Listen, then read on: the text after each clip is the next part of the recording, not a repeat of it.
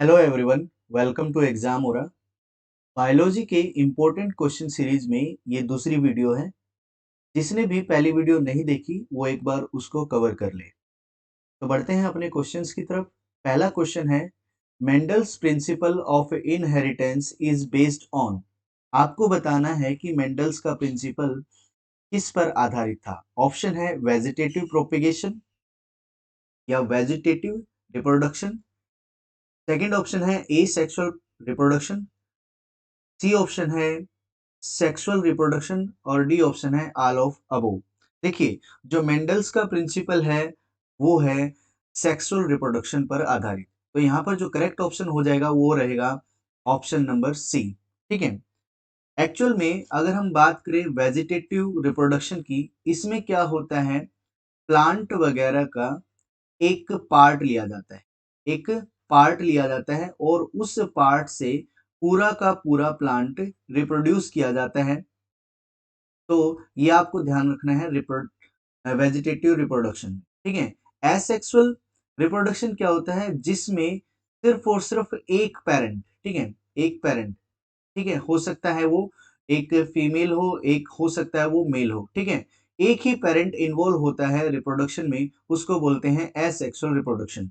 Sexual reproduction में mail और female दोनों इन्वॉल्व होते हैं रिप्रोडक्शन में। ठीक है। तो आपको ये ध्यान रखना है कि मेंडल्स का जो प्रिंसिपल था वो इनहेरिटेंस के सेक्सुअल रिप्रोडक्शन पर आधारित था। नेक्स्ट क्वेश्चन है, जीनोम मैपिंग रिलेटेड टू। आपको बताना है जीनोम मैपिंग होता क्या है। जीनोम मैपिंग ऑप्शंस हैं, ब्लड ग्रुपिंग, ऑप्शन बी है mapping of genes, option C है mapping of nerve centre, option D है मैपिंग ऑफ ब्रेन। देखिए, जो जीनोम मैपिंग होती है वो जीन्स की मैपिंग होती है, तो यहाँ पर करेक्ट ऑप्शन जो है वो है B, mapping of gene. Next question है, who is the father of modern genetics. Modern genetics के फादर कौन है, तो इनको तो सभी जानते हैं। तो ऑप्शंस है हमारे पास, Gregor Johann Mendel, option B है Hugo de Vries, option C है चार्लिस डार्विन और ऑप्शन डी है थॉमस हंट मॉर्गन। तो यहाँ पर जो फादर ऑफ मॉडर्न जेनेटिक्स हैं वो है ऑप्शन नंबर ए, ग्रिगोर जोहन मेंडल। ठीक है। नेक्स्ट क्वेश्चन है, the classical Mendel's work on his law of inheritance was performed on the organism.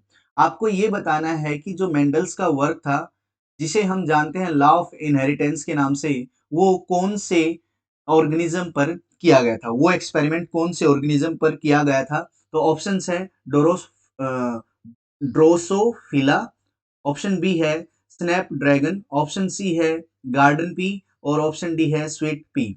देखो, स्वीट पी पे नहीं किया गया था, तो यहाँ पर जो करेक्ट ऑप्शन रहेगा वो रहेगा option number C, garden pea. Garden pea पर ही मेंडल्स का वर्क यानी मेंडल्स का एक्सपेरिमेंट किया गया था। नेक्स्ट क्वेश्चन है, the sugar present in DNA is. जो डीएनए के अंदर शुगर पाया जाता है वो कौन सा होता है। तो आपको याद रखना है, ऑप्शंस हैं ग्लूकोज, फ्रक्टोज, ऑप्शन सी है डी डी ऑक्सी राइबोज और ऑप्शन डी है राइबोज। तो हमें याद रखना है कि शुगर के अंदर, जो डीएनए के अंदर शुगर पाया जाता है वो है option number C, deoxyribose. ठीक है। आपको याद रखना है ग्लूकोज का फॉर्मूला, और ग्लूकोज का फॉर्मूला है C6H12O6। ऐसे ही यहाँ पर भी पूछा जा सकता है फ्रक्टोज का फॉर्मूला। तो फ्रक्टोज, जिसे हम फ्रूट शुगर भी कहते हैं, फ्रूट शुगर भी कहते हैं, ये आपको ध्यान रखना है। और इसका फॉर्मूला है C6H12O6, सेम फॉर्मूला रहेगा ग्लूकोज और फ्रक्टोज का। ऐसे ही अगर हम बात करें, आपसे एक और फॉर्मूला पूछा जा सकता है सुक्रोज का। ठीक है। तो सुक्रोज का जो फॉर्मूला है वो रहेगा C12H22O11। ये भी इंपॉर्टेंट फॉर्मूला है जो कि आपके एग्जाम में पूछे जा सकते हैं। नेक्स्ट क्वेश्चन है, hereditary symptom are moved in descendant of creatures. देखिए, जो क्रिएचर्स हैं उनके डिसेंडेंट यानी उनके वंशज में, ठीक है, तो हेरिडिटरी सिम्टम्स यानी जो गुण हैं वो कैसे ट्रांसफर होते हैं। ऑप्शन ए है राइबोसोम्स के माध्यम से, ऑप्शन बी है क्रोमोसोम्स के माध्यम से, ऑप्शन सी है प्लाज्मा के माध्यम से, या ऑप्शन डी है लाइसोसोम के माध्यम से। तो आप सभी जानते हैं यहाँ पर करेक्ट ऑप्शन क्या रहेगा? ऑप्शन नंबर बी, क्रोमोसोम्स के माध्यम से जो हेरिडिटरी सिम्टम्स हैं वो डिसेंडेंट्स में ट्रांसफर होते हैं। नेक्स्ट क्वेश्चन है, which of the following is responsible for controlling hereditary character for the living cell? ठीक है, आपको बताना ये है कि हेरिडिटरी कैरेक्टर्स को कंट्रोल करने में कौन सी लिविंग सेल रिस्पॉन्सिबल होती है। ठीक है, तो ऑप्शंस है, option number A enzyme, option B hormone, option C RNA. तो आपको याद रखना है कि जो भी हेरिडिटरी कैरेक्टर्स को कंट्रोल करता है वो इनमें से कोई भी नहीं है। ठीक है, एक्चुअली जो हेरिडिटरी कैरेक्टर्स को कंट्रोल करता है उसके लिए रिस्पॉन्सिबल होते हैं जीन्स। ठीक है, जीन्स या फिर हम बोल सकते हैं क्रोमोसोम्स। ठीक है, क्रोमोसोम्स। तो आपको याद रखना जीन्स कैरेक्टर को क्या करते हैं, एक तरीके से कंट्रोल करते हैं। तो यहाँ पर जो करेक्ट ऑप्शन हो जाएगा वो हो जाएगा option number D, none of the above. Next question है, the unit of heredity in our body is called. ठीक है, हेरिडिटी का जो यूनिट है वो अपनी बॉडी में क्या है ये आपको बताना है। ऑप्शन है क्रोमोसोम्स, डीएनए, जीन और न्यूक्लियस। जो बेसिक यूनिट है हेरिडिटी की वो है अपनी जीन। तो करेक्ट ऑप्शन क्या रहेगा? Option number C, gene. आपको ये ध्यान रखना है कि एक न्यूक्लियस होता है सेल के अंदर, सेल के अंदर जो न्यूक्लियस होता है उसमें क्रोमोसोम्स पाए जाते हैं, ऐसे थ्रेड लाइक स्ट्रक्चर्स क्रोमोसोम्स होते हैं। अब एक क्रोमोसोम्स में यहां पर इस प्रकार से जीन होते हैं। ठीक है, तो ये जीन कहां पर होते हैं? क्रोमोसोम्स में। और क्रोमोसोम्स कहां पर होते हैं? एक तरीके से न्यूक्लियस में। ठीक है, तो ये चीज आपको ध्यान रखनी है। नेक्स्ट क्वेश्चन है, जीन इज, जीन क्या है? ऑप्शन ए देखिए, सेगमेंट है डीएनए का। ऑप्शन बी क्या है? डीएनए का एक सेगमेंट है और हिस्टोन है। ऑप्शन सी है, एक सेगमेंट है डीएनए का, आरएनए का और हिस्टोन का। या फिर जो D option, all of the above. आपको याद रखना है जीन एक सिर्फ और सिर्फ डीएनए का सेगमेंट है। ठीक है, आपने पढ़ा होगा डबल हेलिक्स स्ट्रक्चर, इस तरीके से डबल हेलिक्स स्ट्रक्चर। ठीक है, डबल हेलिक्स स्ट्रक्चर का अगर हम बात करें एक सेगमेंट, ठीक है, एक सेगमेंट डीएनए का एक सेगमेंट ही जीन कहलाता है। ठीक है, नेक्स्ट क्वेश्चन है, who delivered the principle of jumping gene? Jumping genes का जो प्रिंसिपल है वो किसने बताया था? तो ऑप्शंस हमारे पास हैं, ग्रिगोर जोहन मेंडल ने, थॉमस हंट मॉर्गन ने, बारबरा मैक क्लिंटॉक ने, या ऑप्शन डी है वाटसन एंड क्रिक ने। जो यहाँ पर जो करेक्ट ऑप्शन रहेगा वो रहेगा बारबरा मैक क्लिंटॉक ने। ठीक है, तो बारबरा मैक क्लिंटॉक ने जंपिंग जीन्स का जो प्रिंसिपल है वो डिलीवर किया था, ये आपको याद रखना है। नेक्स्ट क्वेश्चन है, which compound present in DNA does not form amino acid? आपको ये बताना है कि डीएनए के अंदर पाया जाने वाला एक ऐसा कंपाउंड जो कि अमीनो एसिड फॉर्म नहीं करता, वो कौन सा है? तो आपको याद रखना है, ऑप्शंस क्या क्या दिए गए हैं, एडिनाइन, टायरोसिन, ग्वानिन और साइटोसिन। तो यहाँ पर जो करेक्ट ऑप्शन है वो है ऑप्शन नंबर बी, टायरोसिन। ठीक है, टायरोसिन कभी भी अमीनो एसिड फॉर्म नहीं करता डीएनए में। ठीक है, एक चीज और आप याद रखना है आपको कि जो ए और टी होते हैं और जी सी होते हैं तो डीएनए के अंदर इनके बॉन्ड होते हैं। यानी एडिनाइन का थायमिन के साथ और ग्वानिन का साइटोसिन के साथ क्या होता है, ये बॉन्ड होता है। देखो, ग्वानिन का साइटोसिन के साथ और एडिनाइन का थायमिन के साथ बॉन्ड होता है। ठीक है, ये किसके अंदर होता है? डीएनए के अंदर होता है। ठीक है, और डबल हेलिक्स स्ट्रक्चर आपको पता ही होगी। ठीक है, ये इस तरीके के बॉन्ड होते हैं, इस तरीके के बॉन्ड होते हैं। ठीक है, नेक्स्ट क्वेश्चन है, और एक और याद रखना है, जो इनकी ये डीएनए बनता है वो फोस्फेट से बनता है। फोस्फेट बैकबोन से बनता है, फोस्फेट बैकबोन से बनता है, ये भी आपको याद रखना है, फोस्फेट बैकबोन से बनता है। नेक्स्ट क्वेश्चन है, how many chromosomes are there in human? Human में कितने क्रोमोसोम्स पाए जाते हैं? तो टोटल 46 क्रोमोसोम्स पाए जाते हैं। तो यहाँ पर जो करेक्ट ऑप्शन है वो है 46। नेक्स्ट क्वेश्चन है, number of chromosomes pairs found in the cell of human body? Human body के सेल्स में कितने पेयर्स पूछे गए हैं, कितने पेयर्स पाए जाते हैं क्रोमोसोम्स के? देखिए, टोटल 46 क्रोमोसोम्स पाए जाते हैं, टोटल 46 क्रोमोसोम्स होते हैं। और पेयर की बात करें तो 23 पेयर्स होते हैं। तो यहाँ पर जो करेक्ट ऑप्शन है वो है option number C. Next question है, which organelle in the cell other than nucleus contains DNA. आपको ये बताना है, देखिए जो हमारे डीएनए है, हमारा डीएनए है वो न्यूक्लियस में पाया जाता है, सेल के न्यूक्लियस में पाया जाता है। आपको एक दूसरा ऑर्गेनेल बताना है जिसमें भी क्या है, अपना डीएनए पाया जाता है। तो यहाँ पर ऑप्शंस है हमारे पास, सेंट्रियोल, गोल्गी अपैरेटस, और सी है लाइसोसोम, और डी है माइटोकॉन्ड्रियन। देखिए हमारे पास जो डीएनए पाया जाता है वो सेल में भी पाया जाता है और एक माइटोकॉन्ड्रिया में भी पाया जाता है। तो यहाँ पर जो करेक्ट ऑप्शन हो जाएगा, ऑप्शन नंबर डी हो जाएगा, माइटोकॉन्ड्रिया। ठीक है, माइटोकॉन्ड्रिया क्या होता है, अगर इनके बारे में हम जाने तो ये power house of the cell है, power house of the cell है। ठीक है, यहाँ पर क्या है, एनर्जी एटीपी की फॉर्म में बनती है। यहां पर ही क्या है, क्रैब साइकिल भी होती है, जिसकी वजह से, इस क्रैब साइकिल की वजह से, इस प्रोसेस की वजह से एनर्जी एटीपी की फॉर्म में बनती है। ये आपको ध्यान रखना है। सेंट्रियोल्स क्या होता है, सेंट्रियोल होता है सेंट्रोमर्स। ठीक है, सेंट्रोसोम बोल सकते हैं, सेंट्रोसोम्स का एक पार्ट होता है। ठीक है, सेंट्रियोल क्या होता है, सेंट्रोसोम्स का पार्ट होता है जो कि साइटोप्लाज्म में पाया जाता है। साइटोप्लाज्म, अब साइटोप्लाज्म क्या होता है, ये फ्लूइड होता है सेल का, फ्लूइड होता है सेल का, सेल के अंदर जो फ्लूइड पाया जाता है वो साइटोप्लाज्म होता है।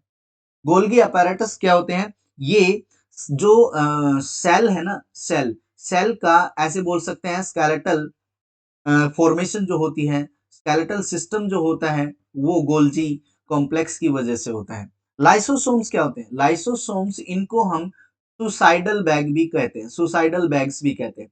अब सुसाइडल बैग्स क्यों कहते हैं, क्योंकि इनके अंदर एंजाइम्स पाए जाते हैं। क्या पाए जाते हैं, एंजाइम्स। ठीक है, और ये एंजाइम्स हेल्पफुल होते हैं डाइजेशन में। हेल्पफुल किस में होते हैं, डाइजेशन में।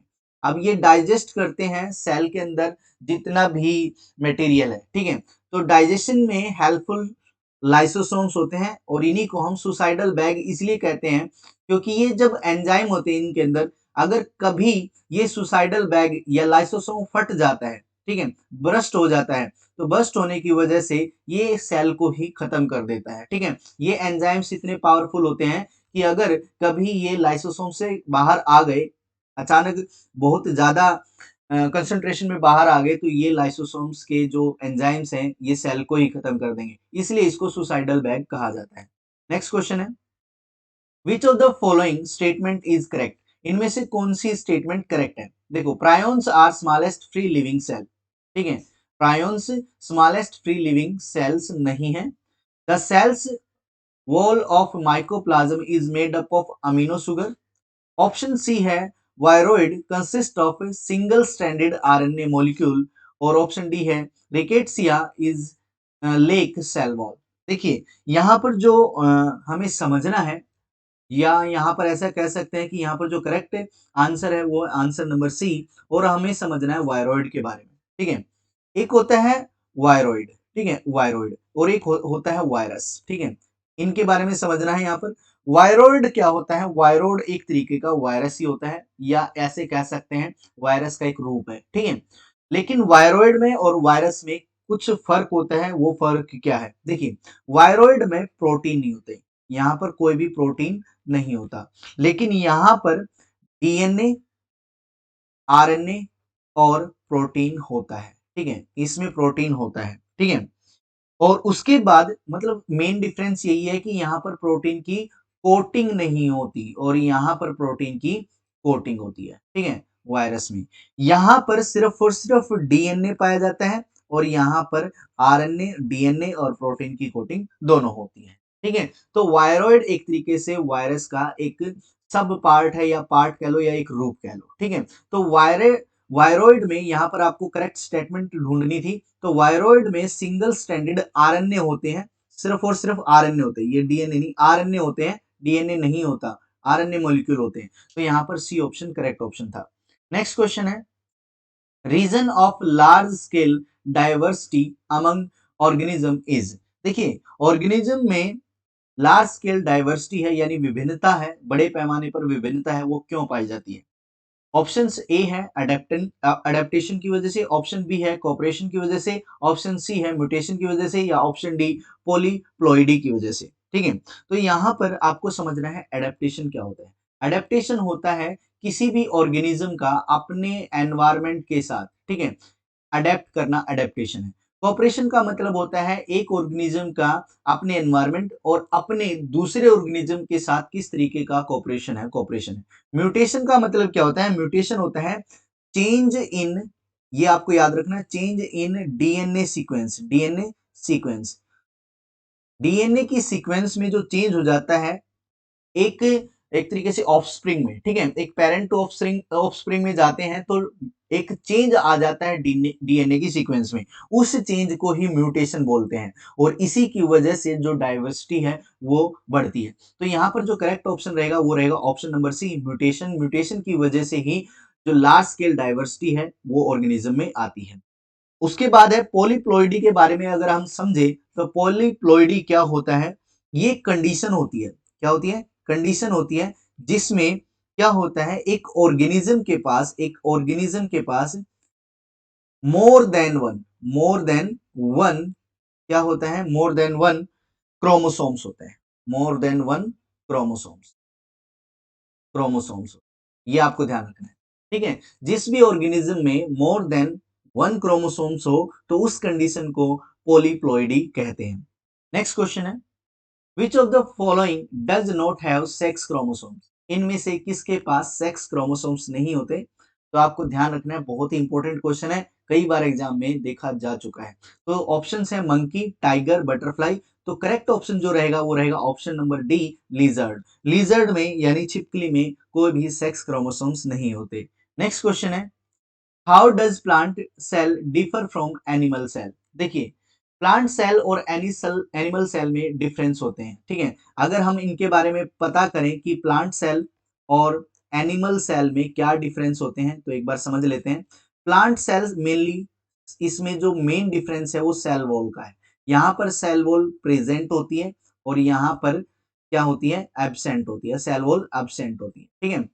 यहाँ पर क्या है? वैक्यूल्स होते हैं, वैक्यूल्स होते हैं सेल वॉल में, सॉरी, सेल में, प्लांट सेल में वैक्यूल्स पाए जाते हैं, यहाँ पर ये एब्सेंट होते हैं, ठीक है। उसके बाद जो है, जो डिफरेंस है एक कहाँ का रहेगा? वैक्यूल्स का, प्लास्टिड का, ठीक है, प्लास्टिड का, प्लास्टिड्स। प्लांट सेल में प्लास्टिड्स पाए जाते हैं लेकिन एनिमल सेल में प्लास्टिड्स नहीं पाए जाते हैं। जो मेन डिफरेंस है वो तीनों मैं आपको बता चुका हूँ। सेल वॉल किससे बना होता है? सेल वॉल बना होता है सेलुलोज से, ये भी आपको ध्यान रखना है, सेलुलोज से बना होता है। और एनिमल सेल जो बनी होती है वो प्रोटीन की बनी होती है, ठीक है। एनिमल सेल, जो सेल है, सेल के ऊपर जो कवरिंग होती है उसको एनिमल में मेम्ब्रेन बोलते हैं, क्या बोलते हैं? मेम्ब्रेन, ठीक है। और ये मेम्ब्रेन प्रोटीन से बनी होती है। लेकिन प्लांट में सेल मेम्ब्रेन भी होती है और मेम्ब्रेन के ऊपर एक और कवरिंग होती है जिसको हम बोलते हैं सेल वॉल, ठीक है। और सेल वॉल किससे बनी होती है? सेलुलोज से। और जो सेल मेम्ब्रेन यहाँ पर भी प्रोटीन से ही बनी होती है, प्रोटीन और लिपिड से बनी होती है, ठीक है। ये आपको ध्यान रखना है, बहुत ही इंपॉर्टेंट क्वेश्चन है। तो मेन डिफरेंस क्या था सेल वॉल का? तो यहाँ पर ऑप्शंस में ऑप्शन नंबर बी क्या रहेगा? सेल वॉल ऑप्शन रहेगा, करेक्ट ऑप्शन रहेगा कि जो प्लांट है सेल है और एनिमल सेल है उसमें मेन डिफरेंस सेल वॉल का होता है। नेक्स्ट क्वेश्चन है, what is not found in animal cell? Animal cell में क्या नहीं पाया जाता? तो यहाँ पर ऑप्शन है cell wall of cellulose, nucleus, entire cell या नन ऑफ दी अबोव। यहाँ पर मेन डिफरेंस मैं पिछले वाले क्वेश्चन में समझा चुका हूँ। तो यहाँ पर बताया गया है ऑप्शन नंबर ए में cell wall of cellulose animal में नहीं पाई जाती। तो करेक्ट ऑप्शन क्या रहेगा? Option number A. Next question है, one term that generates the maximum number of ATP atoms in our system। देखिए, अगर हम अपने सेल सिस्टम की बात करें, सेल सिस्टम की बात करें तो सबसे ज्यादा एटीपी कहां पर बनते हैं? एटीपी क्या है? एनर्जी की फॉर्म है जो कि हमारा सेल बनाता है। तो ये सबसे ज्यादा कहां पर होते हैं? ऑप्शंस है डिकम्पोजिशन ऑफ ग्लूकोज, यानी ग्लूकोज का जब डिकम्पोजिशन होता है तब बनते हैं, क्रेब साइकिल में बनते हैं, लास्ट रेस्पिरेटरी सीरीज में बनते हैं या वाटर डिकम्पोजिशन में बनते हैं। देखिए क्या क्या बताया, जैसे फॉर एग्जांपल हमारे लिए जो फॉर्म ऑफ फूड है, जो ईटेबल है या फिर एक तरीके से यूजेबल फॉर्म ऑफ फूड है बॉडी के अंदर, वो है ग्लूकोज, ठीक है। क्या ग्लूकोज के डिकम्पोजिशन से मैक्सिमम एटीपी बनते हैं या फिर क्रेब साइकिल जो कि माइटोकॉन्ड्रिया में होता है? आपको याद रखना है माइटोकॉन्ड्रिया में होता है।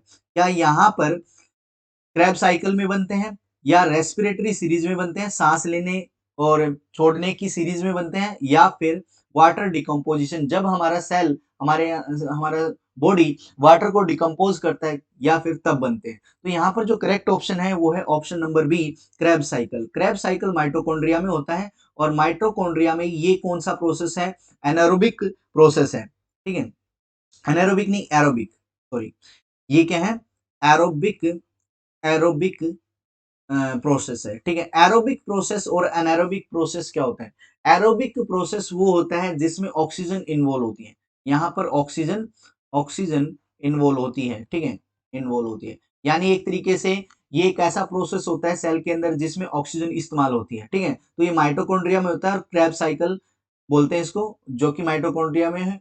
जब ये परफॉर्म होती है ये साइकिल तो वहां पर maximum number of ATP atoms produce होते हैं। तो यहाँ पर correct option option number B रहेगा। नेक्स्ट क्वेश्चन है, which of the following organelle is called power house of the cell. ये हम पढ़ चुके हैं, पावर हाउस हमारा कौन सा है, option number B, mitochondria. Next question है, अगर हम बात करें इसमें राइबोसोम्स की, तो राइबोसोम्स आपको याद रखना है प्रोटीन सिंथेसिस में, प्रोटीन सिंथेसिस में हेल्पफुल होता है सेल के अंदर, ठीक है, यानी प्रोटीन की फॉर्मेशन में राइबोसोम्स हेल्प करते हैं। माइटोकॉन्ड्रिया ये पावर हाउस है, ये एटीपी की फॉर्म में क्या है, एनर्जी बनाता है। सेल मेम्ब्रेन सेल की कवरिंग होती है। सेंट्रोसोम्स क्या होते हैं, सेल के अंदर सेंट्रोसोम्स होते हैं। नेक्स्ट क्वेश्चन है, corpus luteum, corpus luteum is a mass of cell found in, बहुत इंपॉर्टेंट क्वेश्चन है, एक बार पेपर में मैंने देखा था एसएससी के में। Corpus luteum is a mass of cell found in, option A है ब्रेन में, ओवरी में, पैनक्रियाज में या स्प्लीन में। आपको ध्यान रखना है, बहुत इंपॉर्टेंट क्वेश्चन है। जो कॉर्पस ल्यूटियम नाम की जो मास है वो ओवरी में पाया जाता है, ठीक है, फीमेल की ओवरी में पाया जाता है। अब इसको कैसे समझेंगे, देखिए, जो मेंस्ट्रुअल साइकिल होती है फीमेल्स में, मेंस्ट्रुअल साइकिल, उस मेंस्ट्रुअल साइकिल से पहले, साइकिल आने से पहले, ठीक है, जो मास इकट्ठा हो जाता है ओवरी में, ठीक है, ओवरी के अंदर जो मास इकट्ठा हो जाता है उस मास को ही कॉर्पस ल्यूटियम बोलते हैं, ठीक है, तो ओवरी में पाया जाता है। नेक्स्ट क्वेश्चन है, plasma membrane is built up of, plasma membrane किस चीज का बना होता है, प्लाज्मा मेम्ब्रेन, ऑप्शन है प्रोटीन का, प्रोटीन का, लिपिड का, कार्बोहाइड्रेट का या बोथ ए और बी। आपको याद रखना है, जो प्लाज्मा मेम्ब्रेन है प्रोटीन और लिपिड का बना होता है, ये मैंने पहले वीडियो में भी एक तरीके से पहले क्वेश्चंस में भी बताया है, ठीक है। तो प्लाज्मा मेम्ब्रेन किसका बना होता है, जो कि सेल सेल मेम्ब्रेन है, तो ये प्रोटीन और लिपिड की बनी होती है, तो ऑप्शन नंबर डी यहाँ पर करेक्ट ऑप्शन हो जाएगा। नेक्स्ट क्वेश्चन है, which of the following cell organelles play the most significant role in protein synthesis। आपको बताना है कि प्रोटीन सिंथेसिस में जो एक सिग्निफिकेंट रोल प्ले करता है वो कौन सा सेल ऑर्गेनल है, ठीक है। ऑप्शन है ए है लाइसोसोम, सुसाइडल बैग जिनको बोलते हैं, एंजाइम होते हैं, और एंजाइम क्या होते हैं, डाइजेस्टिव एंजाइम होते हैं जो कि सेल के अंदर डाइजेशन के काम करते हैं। सेंट्रोसोम्स होते हैं, एंडोप्लाज्मिक रेटिकुलम, राइबोसोम्स होते हैं, या गोल्गी अपैरेटस या माइटोकॉन्ड्रिया होता है, लाइसोसोम्स और माइटोकॉन्ड्रिया होते हैं। तो आपको बताना है कि कौन प्रोटीन सिंथेसिस में एक सिग्निफिकेंट रोल प्ले करता है। तो यहाँ पर जो करेक्ट ऑप्शन रहेगा वो रहेगा option number B, endoplasmic reticulum. इसको ईआर बोलते हैं, और ईआर एंडोप्लाज्मिक रेटिकुलम ये दो तरीके के होते हैं, ठीक है, जो कि हमारे प्रोटीन सिंथेसिस में हेल्पफुल होते हैं। तो ईआर दो तरीके के होते हैं, एक तो होता है रफ एंडोप्लाज्मिक रेटिकुलम, रफ होता है, रफ ईआर, ठीक है, और एक होता है स्मूथ ईआर, स्मूथ ईआर यानी स्मूथ एंडोप्लाज्मिक रेटिकुलम। जो रफ होता है, रफ ईआर क्या होता है, एक एंडोप्लाज्मिक रेटिकुलम होता है जिसमें राइबोसोम्स पाए जाते हैं, यहाँ पर क्या पाए जाते हैं, राइबोसोम्स। और ये स्मूथ ईआर क्या होता है, ये होता है जहां पर राइबोसोम्स एब्सेंट होते हैं, एब्सेंट होते हैं, ठीक है। तो स्मूथ होना और रफ होना राइबोसोम्स पर डिपेंड करता है, और यही राइबोसोम्स क्या करते हैं, प्रोटीन का सिंथेसिस करते हैं, प्रोटीन बनाते हैं, प्रोटीन फॉर्मेशन करते हैं। तो यहाँ पर जो करेक्ट ऑप्शन हो जाएगा वो हो जाएगा एंडोप्लाज्मिक रेटिकुलम और राइबोसोम्स। नेक्स्ट क्वेश्चन है, lymphocyte cells are found in which part of human body, human body के किस पार्ट्स में क्या है, लिम्फोसाइट पाए जाते हैं। अब सबसे पहले ये समझते हैं कि लिम्फोसाइट सेल होती कौन सी है। जो हमारे शरीर में व्हाइट ब्लड सेल है ना, white blood cell, white blood cell का एक पार्ट है लिम्फोसाइट, ठीक है, लिम्फोसाइट, लिम्फोसाइट।